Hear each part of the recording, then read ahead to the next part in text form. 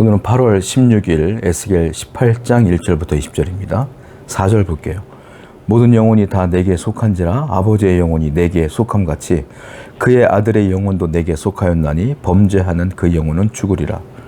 하나님이 이렇게 말씀하시죠. 모든 영혼은 다 내게 속하였지라. 속한지라. 모든 영혼이 속했다. 이렇게 표현하고 있어요. 이게 무슨 소리냐면 모든 영혼은 그러니까 단체로 그러니까 하나의 덩어리로 보지 않아요. 사람들은 어떻게 보냐면 한 단체를 공동체를 그냥 일반화하는 경우가 많아요. 근데 하나님은 그 단체를 일반화하는 게 아니라 그 단체 속에는 개개인을 보고 평가하는 거예요. 모든 영혼은 내게 속했다 이 말은 하나님은 다 개별적 평가를 하신다. 모든 영혼 한 명 한 명을 하나님은 다 아신다 이렇게 표현하고 있는 것을 보게 돼요.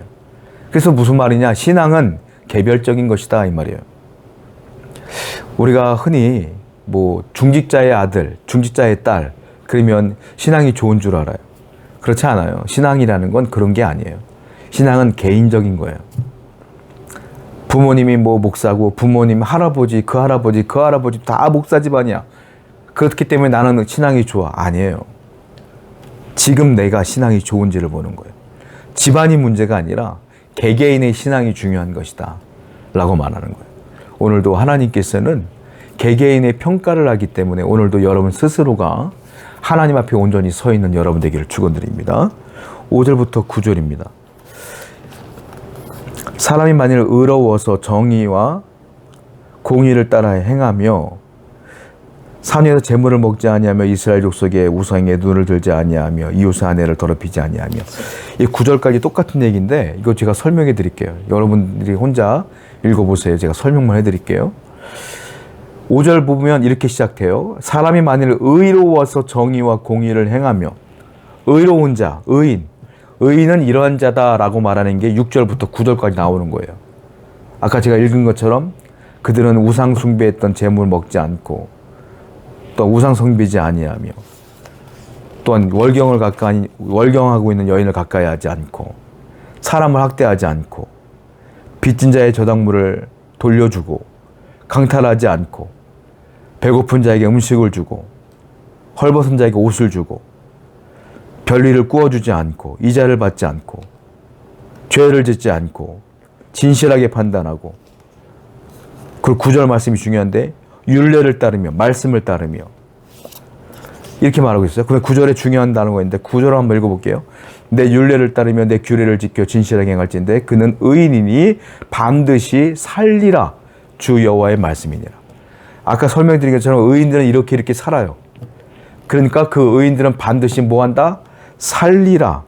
하나님이 살려주신다라는 것이에요.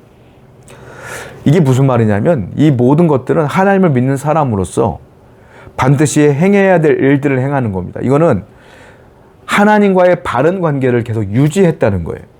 하나님이 요구하시는 말씀을 지키며 살았다는 거예요. 율례를 지킨 거예요. 율례 안에 그 말씀 안에 기록된 것을 지키니까 지금 앞에 있는 삶들이 행동들이 나타나는 거예요. 즉 하나님과의 바른 관계를 지키는 자들은 반드시 산다. 뭐라고 말했어요? 바른 관계를 유지하는 나라가 산다가 아니에요. 바른 관계를 유지하는 공동체가 산다는 게 아니에요. 바른 관계를 유지하는 한 사람 한 사람의 의인들은 산다. 즉 하나님과의 나와의 관계는 개인적인 것이다. 개별적인 것이다. 우리 공동체가 이와 같이 개별적으로 다 하나님과 온전한 관계를 유지하기를 원합니다. 그래서 모든 이가 하나님과의 바른 관계 속에서 살아가기를 축원드려요. 10절부터 13절까지입니다. 가령 그가 아들을 낳았다 하자 그 아들이 이 모든 선은 하나도 행하지 아니하고 이 죄악 중에 하나를 범하여 강포나 살인하거나 산 위에서 재물을 먹거나 이웃의 아내를 더럽히거나 가난하고 궁핍한 자를 학대하거나 강탈하거나 빚진 자의 저당물을 돌려주지 아니하거나 우상에게 눈을 들거나 가증한 일을 행하거나 별일을 위하여 꾸어주거나 이자를 받거나 할진대 그가 살겠느냐? 결코 살지 못하리니 이 모든 가증한 일을 행하였은즉 반드시 죽을지라 자기의 피가 자기에게로 돌아가리라. 여기 보니까 무슨 얘기를 하냐면 앞에 의인에 대한 얘기했잖아요. 자, 가령 의인이 아들을 낳았다 하자. 근데 그 아들이 아버지처럼 의롭게 살지 않고 아버지가 산 거 반대로 살았다는 거예요. 쭉.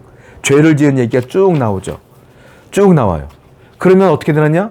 아버지는 의인이기 때문에 살지만 그 아들은 죄를 졌기 때문에 반드시 뭐한다? 죽을지라 이렇게 표현하고 있어요. 이 뭐예요? 믿음이라는 건 가문과 환경이 중요한 게 아니다.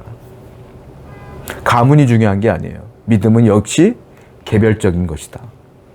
사람들은 말해요. 아유, 아무개는 좋겠어. 아무개 가문은 이렇잖아. 영적으로 얼마나 복을 많이 받았어? 아니에요. 물론 유리한 건 많겠지만 중요한 건 내 신앙이 중요한 거예요. 의인의 아들 중에 악인도 나올 수가 있는 거예요.